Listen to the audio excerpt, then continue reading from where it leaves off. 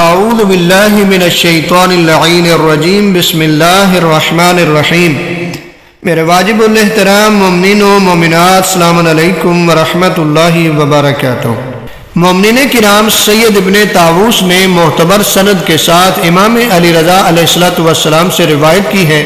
کہ جو شخص نماز فجر کے بعد 100 مرتبہ یہ پڑھے بسم اللہ الرحمن الرحیم لا حول ولا قوت الا باللہ العلی العظیم، تو اللہ تعالیٰ کے اسم اعظم کے اتنا قریب پہنچ جائے گا کہ آنکھ کی سیاہی اس کی سفیدی کے اتنے قریب نہیں ہے۔ معتبر اسناد کے ساتھ امام جعفر صادق علیہ السلام اور امام موسیٰ کاظم علیہ السلام سے منقول ہے کہ جو شخص فجر اور مغرب کی نماز کے بعد کسی سے بات کرنے اور اپنی جگہ سے حرکت کرنے سے پہلے یہ دعا 70 مرتبہ پڑھے تو 70 قسم کی بلائیں اس سے دور ہو جائیں گی، جن میں کم سے کم یہ ہے کہ وہ برس، جذام،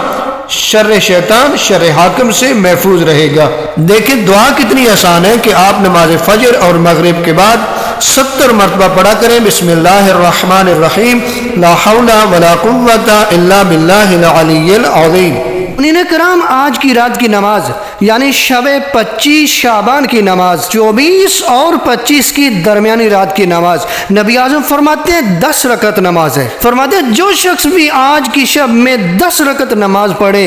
2 رکعت کر کے بجا لائے، ہر رکعت میں الحمد کے بعد سورۃ التکاثر کو 1 بار پڑھے، خداوند عالم اس کے نامہ اعمال میں امر بالمعروف اور نہی عن المنکر کرنے والوں کا ثواب لکھ دے گا، اور خدا اسے 70 انبیاء کے ثواب کے برابر ثواب عطا فرمائے گا۔ دیکھیں کتنا بڑا مقام ہے، 70 انبیاء کے ثواب کے برابر اسے ثواب عطا کرے گا کہ جو اس رات کو یعنی 24 اور 25 شعبان کی درمیانی رات کو 10 رکعت نماز پڑھے، 2 کر کے، ہر رکعت میں الحمد کے بعد سورۃ التکاثر 1 بار پڑھے تو پروردگار 70 انبیاء کے ثواب کے برابر ثواب عطا فرمائے گا۔ آپ ذرا روزوں کا ثواب بھی سن لیں، نبی اعظم صلی اللہ علیہ وآلہ وسلم بیان فرماتے ہیں کہ اگر کوئی شخص ماہ شعبان کے 25 روزے رکھے گا تو پروردگار اسے نفاق سے